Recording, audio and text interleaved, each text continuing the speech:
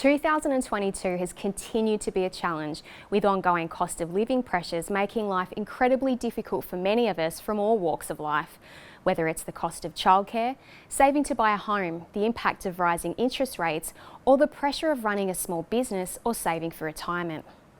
So we all sat with bated breath on Tuesday night, waiting to see if there would be much needed relief and support as Treasurer Jim Chalmers and the Albanese government handed down their first federal budget. Coined a budget for families, the measures announced provide some relief for those with children, home buyers and social security recipients.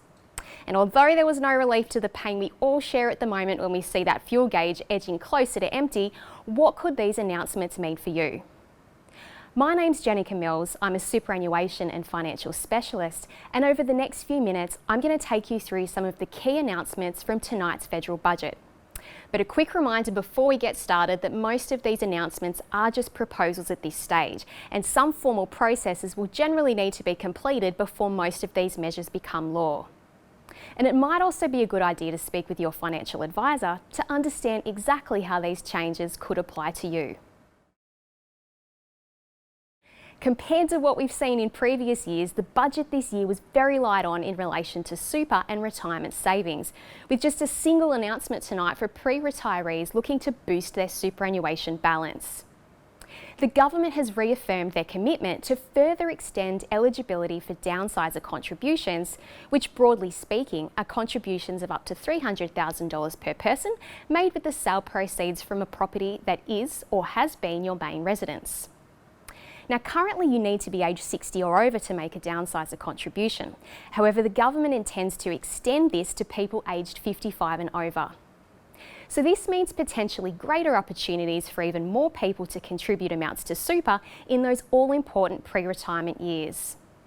Now, like other types of super contributions, there are a range of eligibility and other really important considerations to make before you decide to contribute. For example, once you do contribute to super, you'll only be able to access your money in limited circumstances, most commonly when you retire or turn age 65. If you have a financial advisor, it would be a great idea to speak with them about your own circumstances and to understand how this opportunity could apply to you. Property prices may have come off slightly over the past year, but with the cost of living pressures and rising interest rates, this has not made getting on that property merry-go-round much easier for many of us. Saving a deposit on top of life's other expenses can be a real challenge, and if you can't, you may have the added expense of lender's mortgage insurance, which can be quite a significant amount of money. The government has announced a range of support measures relating to housing affordability, including the Housing Accord, where the government has set what they've called a pretty aspirational target of building 1 million new, well-located homes over 5 years. They've also announced the Help to Buy Shared Equity Scheme and the First Home Regional Guarantee Scheme. Let's start with the Regional Home Guarantee Scheme. So in a nutshell, 10,000 places will be made available each year for eligible regional first home buyers to purchase a first home with as little as a 5% deposit. Now, if you do submit a successful application, the assistance you'll receive is a government loan guarantee of up to 15% of the purchase price to help you purchase a first home with a smaller deposit and without that lender's mortgage insurance expense. Now, there are a few boxes you'll need to tick to be eligible, and these requirements may differ depending on which support you're applying for. Eligibility rules include income limits and property price caps, which will differ based upon your region.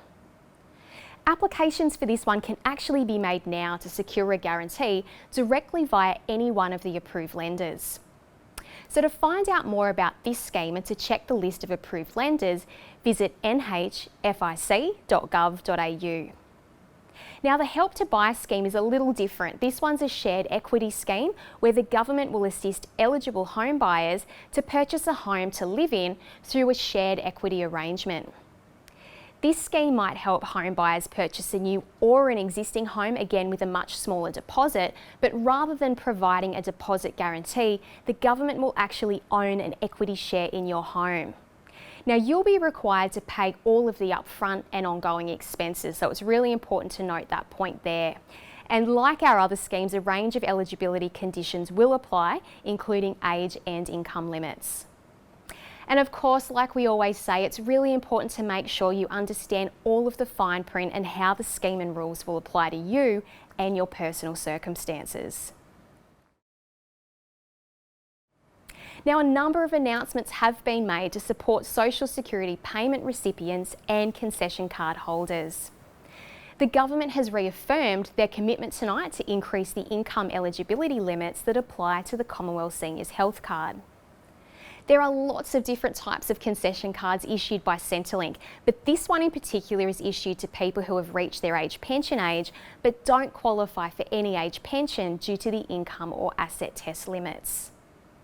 Now, there's going to be quite a large increase to the income limits for this card, so if you meet all of the other eligibility rules and you have income of up to $90,000 as a single person, or you're the member of a couple with combined income of up to $144,000, you may be eligible to apply for this card, which can provide you with a range of benefits, including access to discounted medicines and medical care, and other state and territory-based incentives, such as discounted rates and utility bills and car registration. So chat to your financial advisor about this one or phone Services Australia to find out more. And when the time comes, jump onto MyGov to submit your application. Now, there are a couple of other Social Security announcements that may benefit you if you're an eligible Social Security recipient looking to downsize, or you're continuing to do a bit of part-time work while receiving the age pension. These announcements might enable you to downsize and take additional time to purchase or build your new home without impacting your entitlements under the assets test. Or if you're receiving age pension and you're continuing to do a bit of part-time work, you may be able to earn a bit more from employment without impacting your age pension entitlement under the income test via a one-off boost to your work bonus income bank. Now, for more information about these changes and to understand how they could apply to you, again, speak to your financial advisor or pop into your local Centrelink office. And finally, support tonight for families with children, as the government has announced changes to the paid parental leave scheme and the childcare subsidy. So let's first start with the paid parental leave scheme. The changes announced are intended to increase eligibility and to also provide greater flexibility to new parents by increasing the total amount of paid leave available. And there are also changes to the rules around how the leave can be taken. Now, currently, to be eligible for paid parental leave, your income needs to be below an individual limit. And at the moment, that individual limit is around $156,000. But as a result of these changes, it will be possible to qualify under the individual limit or under a new family income test limit of $350,000. The maximum leave period will also increase to 26 weeks in increments of 2 weeks per year, starting from 1 July 2024.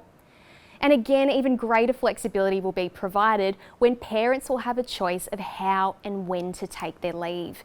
So the rules that require the birth parent to first take leave will be removed in favour of a system which will allow you to choose what's right for you and your family, and a system which also recognises the importance of spending precious time together by allowing parents to take leave at the same time.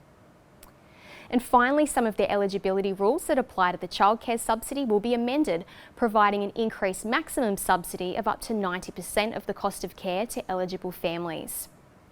Quite a significant change will be that families earning up to $530,000 will be eligible for some support with the cost of childcare.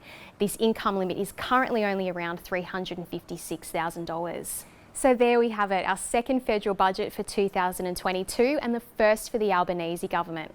And believe it or not, it won't be long until we see each other again in May 2023 as we finally get back to our regular federal budget timing. Now, a reminder that most of the announcements we've just talked about will need to go through some formal steps to become law, and the commencement date for some of these measures will depend upon the timing of that formal process. But in the meantime, you can find out more information about these announcements by visiting budget.gov.au, and to find out how you could benefit, speak to your financial advisor.